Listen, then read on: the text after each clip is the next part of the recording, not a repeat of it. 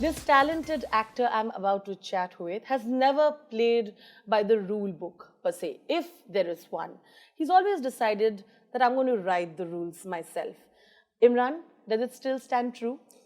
Well, I try to take up roles with a certain element of risk, and that I think has worked for me throughout my career. So yeah, still doing that. I read a quote of yours. Difficult to be a smart actor in Bollywood because stupidity goes a long way. Did I say it that way? I don't know if it's That you meant that you want to try different things, but then yeah. producers and Yeah. directors don't want to take that Yeah. risk. And if you want to be smart here, Yeah. so then stupidity was in the context of producers, directors not taking risk, just explaining the context here. How do you do things differently here when they fail at the box office, or when they don't garner the attention that you thought they would? Yeah, well, it is definitely, it's extremely unnerving, and you got to also take it in your stride. There are choices you make. You feel that see, you can't really think for the entire audience. You don't know the taste out there, but you can pick up subjects with a certain, I guess, if you're kind of attracted to a certain character, to a certain pitch that the director makes, the writer makes. But when it goes out in public domain, it depends on how the audience perceives it. So you don't know what is a good or bad script till the film releases. Then later on you realize in retrospect, oh, probably this is not quote unquote a popular film, per se.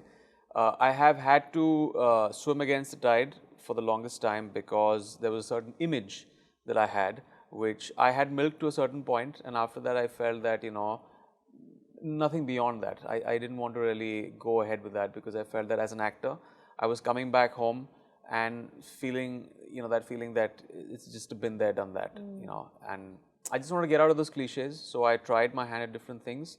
Some of them succeeded, some of them failed. I think at the end of the day, you got to take it in your stride, because I think Fridays are very unnerving, because it is the litmus test on what you've selected of is that kind of resonating with the audience or no. So yeah, you got to just roll with the punches, I guess. I did an interview with Nawaz. Nawaz, this time, there was a different person that I was talking to, and he told me that, I've sort of given up hope in the audience because, like, while few films worked, few that I really knew were good, like, they never sort of transcended into becoming commercial or becoming more popular. Yeah. And, they didn't work. So he said, now I'm going to give them what they want. Even when you have the big releases in cinema halls, the ones that are working are the ones that are working. What do you do then? Either you be the actor that says that have a never say die attitude and keep choosing those scripts and working at that. But again, what Nawaz is saying is right. A lot of films also, for some actors, don't get that release. But I guess, ultimately you also have to somewhere gauge what the audience wants to watch in a way where, I don't know, it's a bit of a catch-22. Are you going to do it for box office? And some films have that clearly written on them. They might not come with the creative satisfaction, but then you know that, okay, rest assured, it's got a certain formula in it that works. But are you willing to kind of make that compromise? Then you go ahead with it. So are you doing that now? I guess to a certain extent. For me also in the past maybe 2-3 years, it has been a leaner phase for me. I've not had too many releases per se. And I think it's very important for me to kind of turn back time and just kind of start afresh. I know it's going to be again a kind of battle, swimming against the tide. But as an artist, I think if you're passionate about something, you're willing to take that plunge. So I know it's going to be an uphill task, but I'm willing to give it everything that I have. So we are here for Body, the film that's releasing. And like I was telling, it feels like homecoming for you. Ki ghar aaya pardesi types. Because this is your zone. Thriller, horror, that's your zone. No, I've not done a film of this kind for some time. I think the last thriller was Murder 2. This one has elements of, doses of horror. It's got thrills. But yeah, it was kind of a homecoming. For the longest time, I've been, dabbling with different kind of subjects. And this became somewhere very synonymous with my brand back then. I had sworn that I won't do another thriller of that nature. But then when the producer offered me this, when I saw the film, I really liked it. I really liked the context and just how unpredictable it was. Because thrillers, let's face it, with a lot of OTT platforms coming on board, with just the audience kind of know-how and their, perception to it, they are ahead of the curve and they know exactly which way the film is headed. The original director is fantastic. He had directed Invisible Guest, on which Badla was based. So I think it's a good one. It's a good film. It's a homecoming for you and you were not sure to get into the zone back again, but this was a no-brainer. But like you said, you have been running away from a certain image. Tell me, even now, and especially in the films like this, I know in a cheat India, you can't like suddenly put like a sensual scene in it. So do they again like tell you that you have to get in that zone? Is that something that, because I know how bored you are of it, like you were telling me some time back. No, I mean there was no one told me that okay, we have to do this. It's just that the original concept required it. So from there we took a cue and said that let's be true to the book. And the director Jitu, he's done Drishyam in Malayalam cinema. Correct. So he understands the genre very well. So he's not really, and he understands that I don't have to really tinker around a lot of things in the film. So he's kept a lot of things in the narrative true to the original, but he's given his little nuances. But when it comes to kind of sensuality and stuff, it doesn't have anything more than is required. Like this just is what is appropriate there. to the script. Actually, we've toned it from the original. The original had a lot more. We have toned it down a bit in this version. Was that you or was that the director? No. It was just a call of, I guess, the director, the writer. The director had his way, he wouldn't even keep one scene. Really? Because, yeah. I mean, he comes from that school. I think if you've seen Drishyam. Yeah. But I think the writer felt that, okay, we have to import it from the original, so let's get in only these few scenes and just omit the rest. Your movie Chehre. Yeah. With Mr. Bachchan, and the lead actor got replaced right now because she walked out of it. I mean, what really happened? Because you're no idea. I have no idea. I've the Kriti was a part of it in the beginning. I've been in midst of promotion, so I don't really know what came down there. But I have read a couple of articles online, but I wouldn't want to comment on it because I really don't know the equation that it ended on with between the producer and her. So I really can't comment because there's a lot of conjecture of also different couple of source stories have come out. I remember going through it yesterday and there was like a particular journalist has said one and then the second one had said something entirely different. What is one thing that you still feel that they're not convinced you can do it but you are? Maybe like a well-written comedy would be something that I'd want to do. Not in the slapstick zone, but something that's more up my alley. Something like a dark black comedy. But there are not too many scripts again written in that zone. I did a film very long back, Ghanchakkar, which was in that zone, but it didn't really clock the numbers that we felt it would. So you're left with the slapstick, which I don't think I'm Physical comedy is not your zone. I don't think I'm ready to do that just as yet. But never say never. I like how you added at the end, just yet. Yeah, just yet. But never say never. Or like an adult comedy, like I don't mind that, but it has to be written well. It has to be. I don't know how you can have an adult comedy which is slightly tasteful. Like if you see American Pie, it didn't get to the point where you were like cringing. I don't know why we probably generally go into a zone that will be cringe-worthy. I don't know. So then, till the time, then we'll have to stay off comedy till they write something. Yeah, for the time being. It's very interesting. I have been. I don't want to take the name of the film off films, but I have let go of films that have become big box office successes that were slapstick comedies. I was not ready back then. I don't know. I might probably take it up now, but back you would then, take it up now? I don't know. Depends. It depends. It depends also how it's written. So I don't like preempt how the film would be.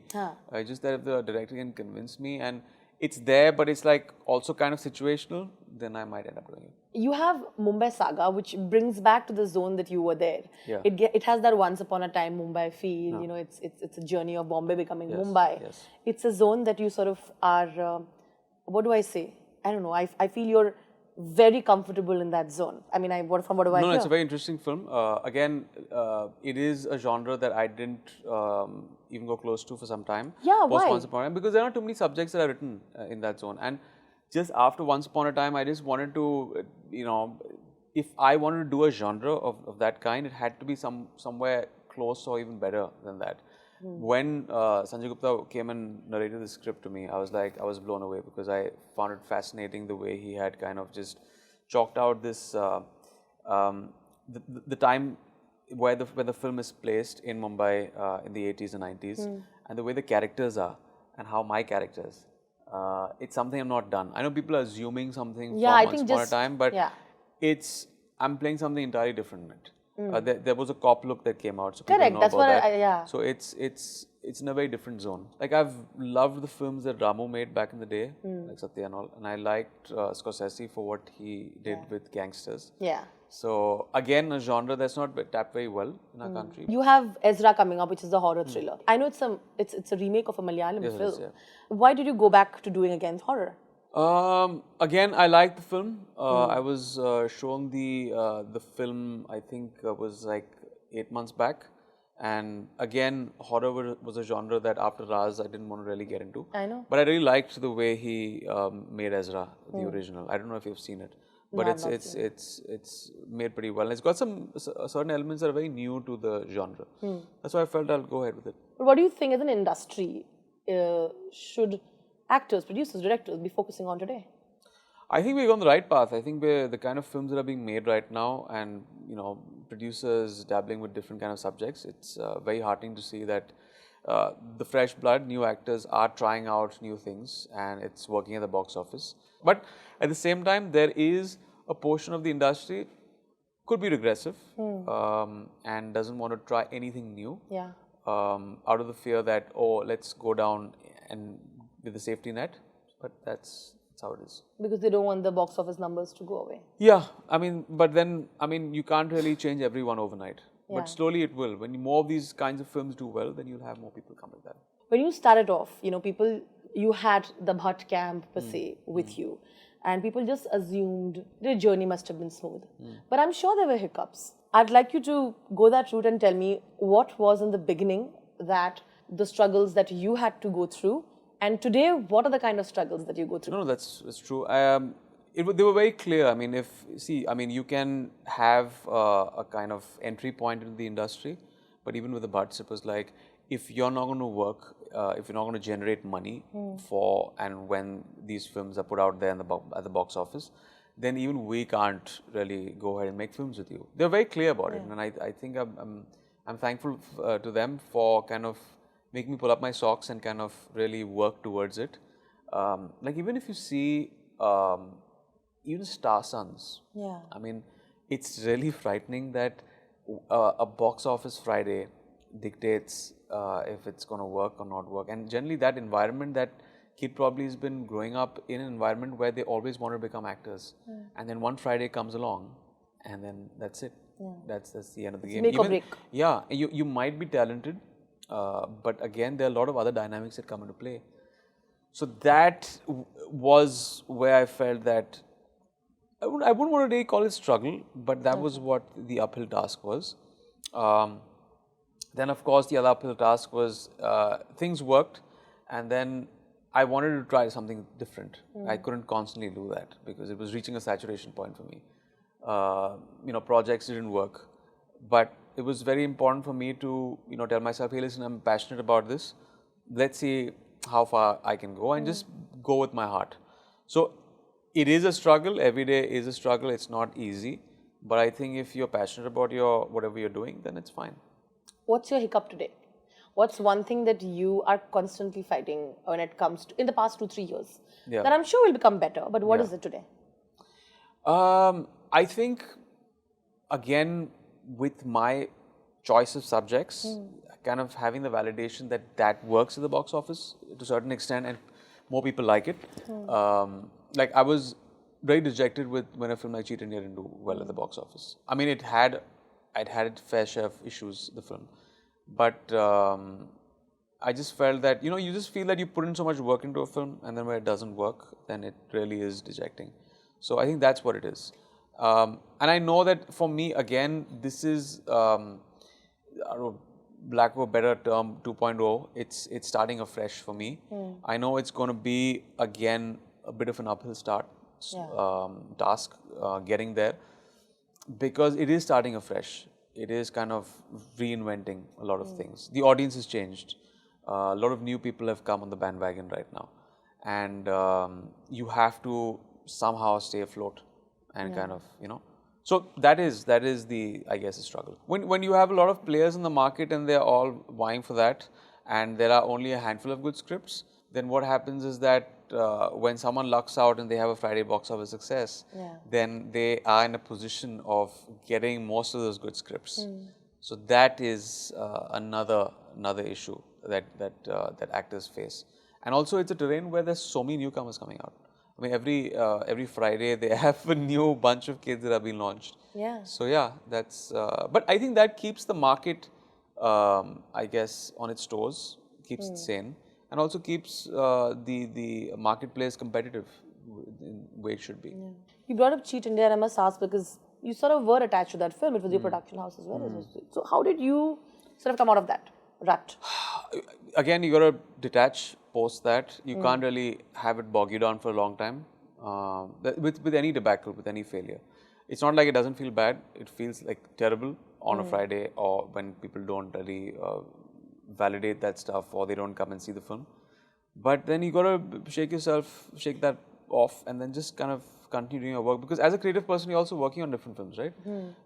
You might be shooting for something else side by side, and suddenly if you're going to let it dent your psyche, then it's going to be terrible for you. But as an actor, when you're choosing a script, and in a country like ours, where actors are literally worshipped all the time, and you see a scene in a film and the hero doing a certain kind of thing, you want to pick it up and do that. Are you aware of it when you're picking up a script for what you think is not something that you're okay with the hero of the film doing it?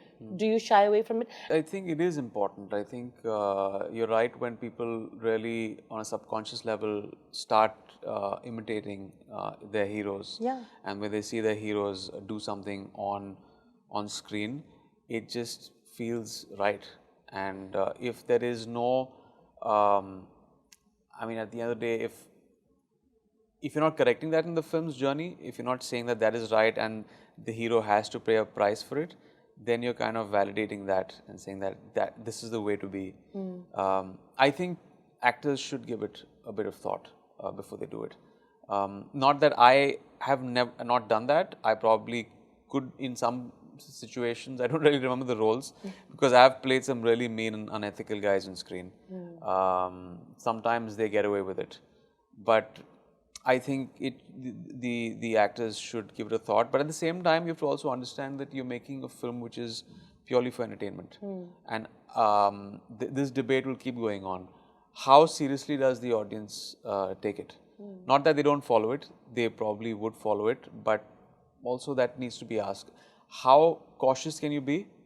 And then there won't be any films made, because a lot of films that do well on this basis, like for example, I believe Kabir Singh has this in the film, right? Social media has people have become more aware of these things, because back in the day you don't have it. But I think that also is a friction of our times, because everyone's got an opinion and everyone wants to jump on the bandwagon and put something down. It's become, it's very fashionable to kind of criticize, critique. Everyone's become a critic these days. So that's another thing. I mean, if you're bored and you've on social media, just go there and start criticizing something. And it's more of like an echo room. I think you hear some chatter and something trending, and you want to jump on it, and then you just spew your version of But I think that's what it is. But that's the terrain that you're part of now, and you have to live with it. How have you managed to steer away from all the glitz and glamour and still be completely okay when you're in this zone? How do you do this balance? I think people realize how kind of rigid I am also in my ways, and like I said, that for my sanity, it's very important that this is the work, and when I'm working, I do everything for the film and I put it out there. But when the arc lights are out and it's off and I'm not shooting on a film set, I like to keep a very parallel, simple life, which is away from this. And I guess I'm too old to kind of change. I don't know. Also I've reached a point where I want to do things that make me happy. and this is what makes me happy, and this is what I feel it is. How you handle the negativity that comes on social media, I guess, as well. Yeah, I don't really Read much or I do don't much? read too much of the mentions. It's generally very work based. I don't, because I'm a very private person. I don't share too much about myself, about my family, because they also like they like the anonymity. Yeah. They don't like to be out there, and I respect that. So I just keep it to the films whenever it's releasing. You know, of course, but your son, I think, is one of the most sweetest children I've seen, and extremely well behaved. Thank you. And tomorrow he'll want to be on Instagram, and he'll want to be at the end. And now he's not. You know, I won't give him a phone till he's, I don't know, at least social media accounts till he's, I guess, 14 will be out. I don't think that kids at that age, I mean, he's 9 now, I don't think he can really handle it or understand it. Really, you feel that? I But don't he must think be so. asking for it for sure. He does. There's that peer pressure. There's always that one or two kids in the class who got it and who got an iPhone. They already have a social media account. But I think it's our responsibility as parents, I think, because we are making those choices for kids. So we shouldn't really go berserk with this. So there is, I think there has to be some kind of policing in that department. Because social media can be a really tricky place. Yeah. I mean, it has its pluses, but it also has its major negatives. You know, of course, in this film you have Shobita, which is a very, for her also this zone is very different. How was that equation on set? There was a bit of delay, right? Because Rishi sir fell ill. So technically you met Shobita? I met her on the set of Body. I think she's very solid. I think she really knows what she's doing. She comes prepped, which is great for any artist. Sometimes when you're working with someone who is completely dependent upon the director, it becomes a little cumbersome, the experience. But I think she comes prepped, well prepped. So it was a good experience. I think it was really nice to also see Rishi Kapoor on screen doing something that he hasn't done in a long time. I've always admired his I guess, his style of acting. Very effortless and improvises a lot. He's very different from me because I come prepped. He likes to You do, of course. He likes to learn the lines on the set and then he makes do with that, which is great because he's fantastic when he's doing that. And he keeps it kind of improvised and kind of unpredictable. So that's good. And yeah, it was great. I think it was everything that I thought it would be because after seeing his flowery tweets and all, I thought he would like freak out on the set a lot more than he did, but he was a sweetheart. He used to come on time and he was there till the end of the day. No questions asked. Surrendered entirely to the director. But I think he knows what people think about him also. But he was not as volatile as I thought he would be on the set. He's all there. He is all engaged with the material. So it was great. How do you prep for a role like this? What did you do to get into just learn the lines? Just learn the lines. Understand the beats. Don't watch the film over and over again, the original. You did? I just saw it once. So otherwise it kind of clouds your judgment and you try to kind of mimic what has been done by the original artist in the situation. So I just kept it at that. And yeah, that's what it was. I think that was where we left it. Well, great. Thank you so much, Emraan. It's always a pleasure talking to you. Thank you. Thank you. Cheers. Watch E-Town News Monday to Friday at 9:30 p.m. only on Zoom.